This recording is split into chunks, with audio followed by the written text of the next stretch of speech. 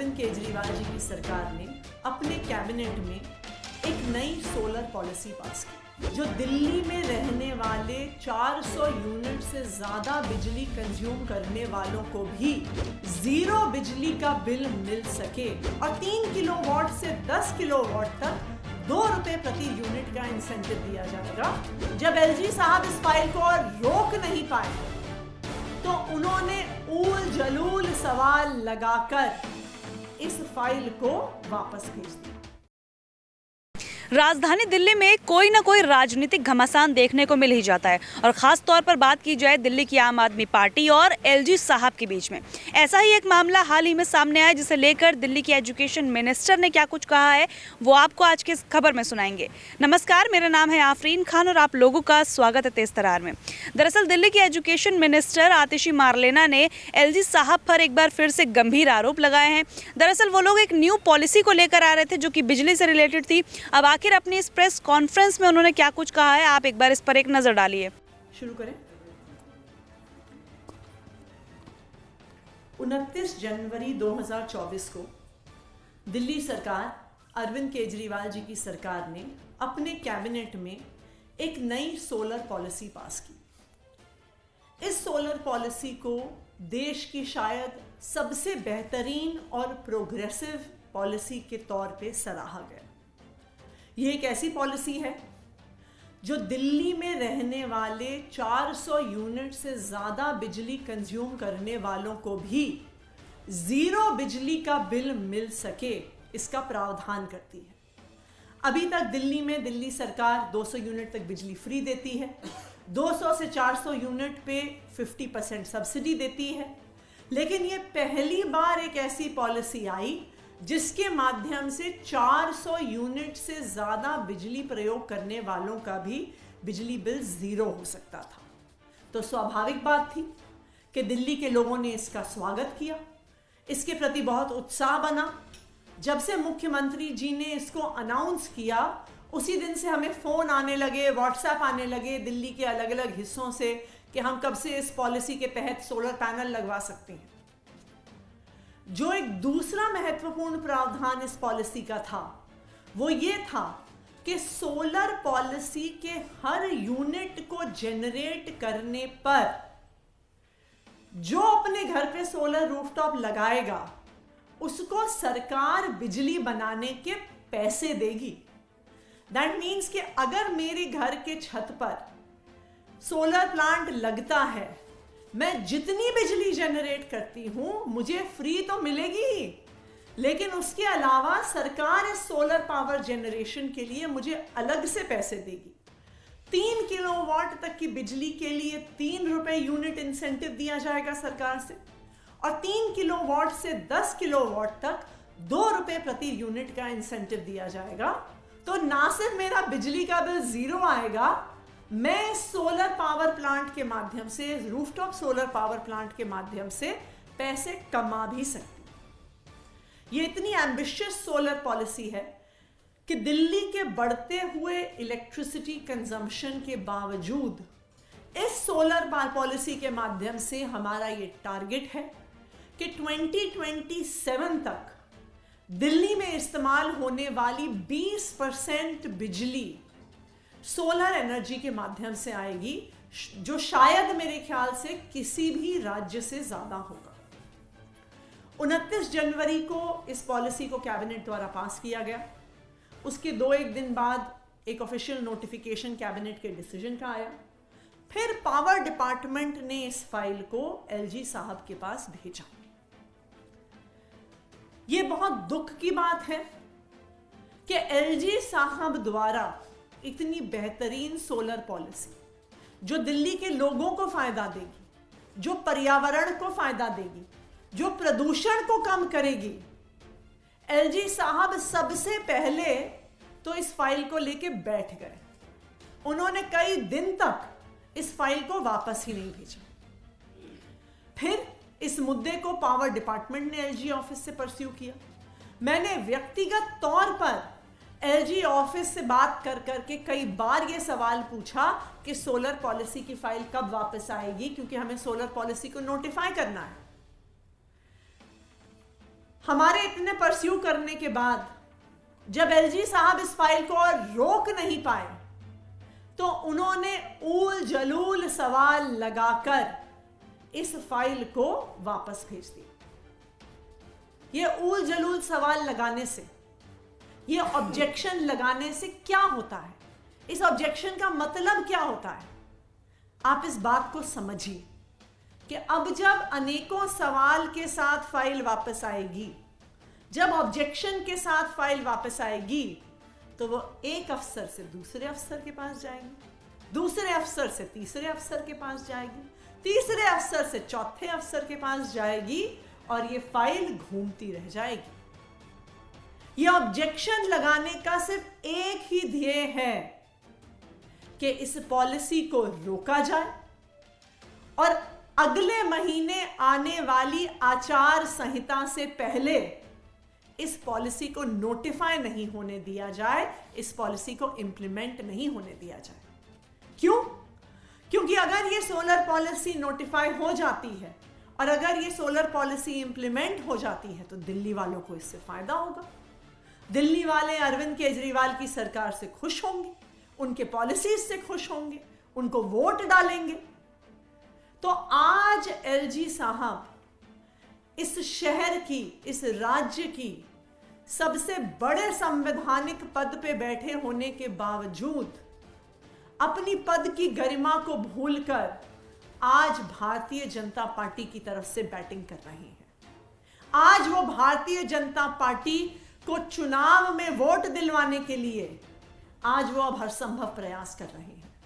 मैं आप सबके माध्यम से एलजी साहब से ये निवेदन करना चाहूंगी कि दिल्ली सोलर पॉलिसी एक बहुत शानदार पॉलिसी है।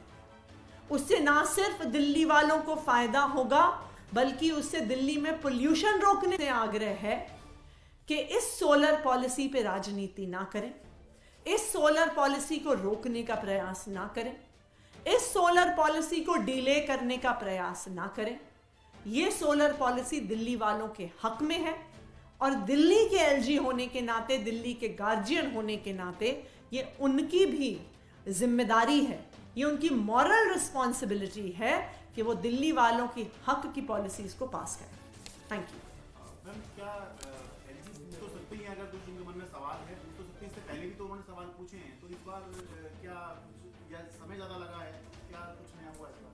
दूसरा सवाल इसमें यह है कि उन्होंने कहा कि इसमें पॉलिसी में ऐसा प्रावधान है जिससे दूसरे लोगों को फायदा होगा, रेस्को प्रावधान की बात उन्होंने कही, इससे बिजली कंपनियों को फायदा होगा। ये कुछ निजी कंपनियों को फायदा, ये रेस्को प्रावधान क्या है, अगर आप फिर दोनों का बता दीजिए।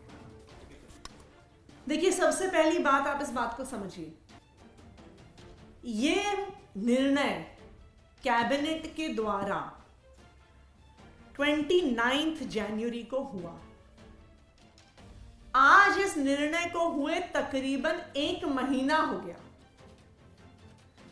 ये फाइल कम से कम 2 हफ्ते से एलजी साहब के ऑफिस में पड़ी है।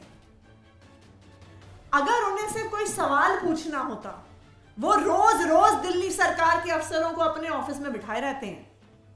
अगर उन्हें सिर्फ कोई सवाल पूछना होता, कोई क्लैरिफिकेशन लेना होता तो वो अफसरों से पूछ सकते थे, वो मुझसे पूछ सकते थे। वो इतने दिन फाइल क्यों लेकर बैठे?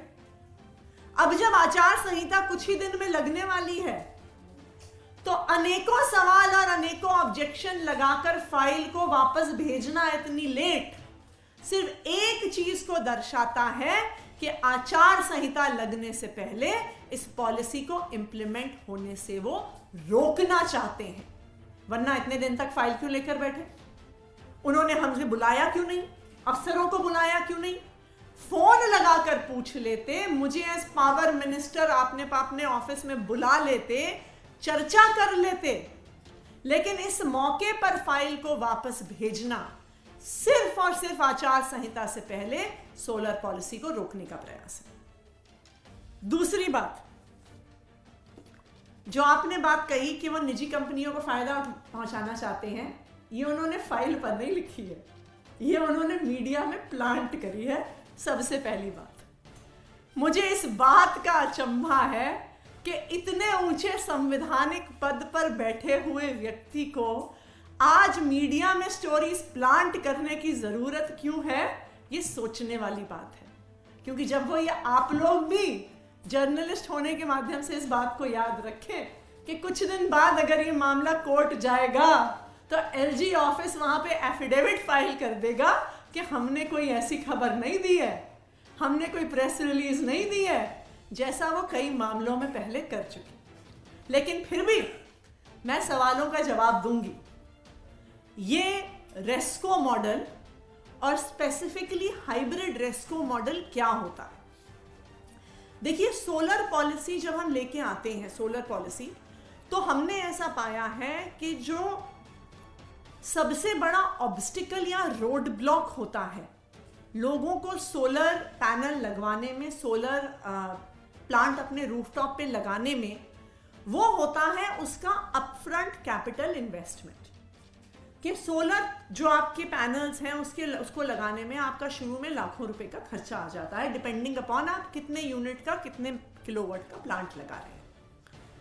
हालांकि दिल्ली सरकार भी इसमें कुछ सब्सिडी दे रही है, केंद्र सरकार भी इस कैपिटल इन्वेस्टमेंट के लिए सब्सिडी दे रही है अपनी सोलर पॉलिसी के तहत, लेकिन फिर भी एक अपफ्रंट इन्वेस्टमेंट करने में कई बार लोग हिचकिचाते हैं।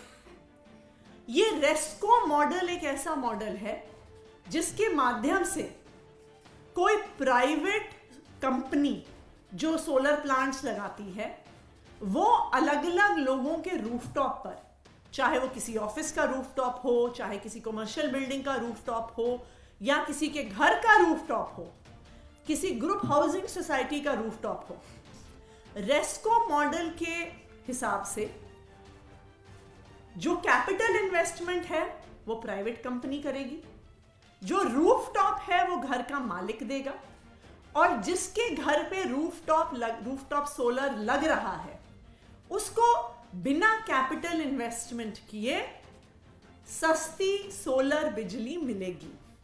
ये है रेस्को मॉडल। इस बार हमने एक हाइब्रिड रेस्को मॉडल भी शुरू किया है, जिसके माध्यम से अगर मैं एक होम ओनर हूं और मेरे छत पे जगह कम है, तो कोई एक रेस्को कंपनी जो सोलर प्लांट्स लगाती है वो अलग अलग लोगों की छत की स्पेस को एग्रीगेट करके वो एक सोलर प्लांट लगा सकती है। और अगर मेरी छत पे छोटी भी जगह हो, मैं किसी और की छत का फायदा उठा के वहां पे सोलर प्लांट लगवा सकती।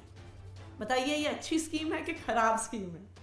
ये स्वाभाविक बात है कि ये बहुत ही अच्छी स्कीम है कि जो अपफ्रंट पैसा नहीं भी लगाना चाहता, जिसके छत पर भी जगह नहीं है सोलर पैनल लगाने की, उसको भी इस रेस्को मॉडल के माध्यम से और इस हाइब्रिड रेस्को मॉडल के माध्यम से सोलर बिजली इस्तेमाल करने की अपॉर्चुनिटी मिलेगी। इस शहर के पर्यावरण को बचाने की अपॉर्चुनिटी मिलेगी, इस शहर में प्रदूषण कम करने की अपॉर्चुनिटी मिलेगी। तो ये ऑब्वियस बात है कि ऐसी पॉलिसी पर कोई इनकार नहीं कर सकता है, लेकिन इस पर सवाल उठाना सिर्फ और सिर्फ इस पॉलिसी को आचार संहिता से पहले रोकने का प्रयास है। मैम, एक सवाल है, आगे क्या करेंगे? और मैम सवाल है आपसे कि इससे थोड़ा इससे हटकर है, भारतीय ये बताया जा रहा है कि सीएए लेके आ सकती है केंद्र सरकार, वो भी मार्च के पहले ही हफ्ते में, और उसके लिए चुनाव से पहले नई नई घोषणा कर रही है, अपने विपक्ष पे हमले कर रही है, विधायक खरीदने का प्रयास कर रही है, डिफेक्शन का प्रयास कर रही है। ये सारे लक्षण 400 पार वाली पार्टी के तो नहीं है। ये सारे लक्षण दिखा रहे हैं कि मोदी जी को इंडिया अलायंस से डर लग रहा है। ये सारे लक्षण दिखा रहे हैं कि मोदी जी को पता है कि देश की जनता महंगाई से परेशान है, कि मोदी जी को पता है कि देश की जनता बढ़ती हुई बेरोजगारी से परेशान है, और उनको ये दिख रहा है कि भारतीय जनता पार्टी को इस बार उतना वोट नहीं पड़ने वाला। इसलिए वो चुनाव से पहले हर संभव प्रयास कर रही है कि किसी ना किसी तरीके से अपनी मेजॉरिटी लेकर आए। Thank you. इस पूरी खबर को लेकर आपकी क्या राय है, कमेंट बॉक्स में बताना बिल्कुल भी मत भूलिएगा। क्या लगता है आपको ये जो पॉलिसी की बात की जा रही है न्यू सोलर पॉलिसी की, क्या ये लागू होनी चाहिए? क्योंकि ऐसा दावा किया जा रहा है कि इसके लागू होने से जो बिजली का बिल है वो काफ़ी हद तक कम हो जाएगा। जैसे पहले दिल्ली वालों को 200 यूनिट तक बिजली फ्री मिला करती थी, 200 से 400 यूनिट तक पे उन्हें 50% की सब्सिडी मिला करती थी, लेकिन अब 400 से ज़्यादा यूनिट इस्तेमाल करने के बाद भी जो डिस्काउंट है मिलेगा, सब्सिडी मिलेगी, जिसका जिक्र इस पॉलिसी में किया जा रहा है, उनके भी जीरो बिल आएंगे, जैसा कि अभी फिलहाल कहा जा रहा है। तो आपको क्या लगता है ये पॉलिसी लागू होनी चाहिए या फिर नहीं? आपकी क्या राय है, कमेंट बॉक्स में बताना बिल्कुल भी ना भूले। दिल्ली से कैमरा पर्सन दीपक के साथ मैं आफरीन खान। अगर आपको हमारी ये वीडियो पसंद आई हो तो इसे लाइक एंड शेयर करना बिल्कुल ना भूलें। इसके साथ ही हमारे चैनल को जरूर सब्सक्राइब करें और हाँ, बेल आइकन भी जरूर दबाएं ताकि दिल्ली से जुड़ी तमाम खबरों की नोटिफिकेशन सबसे पहले आप तक पहुंचे।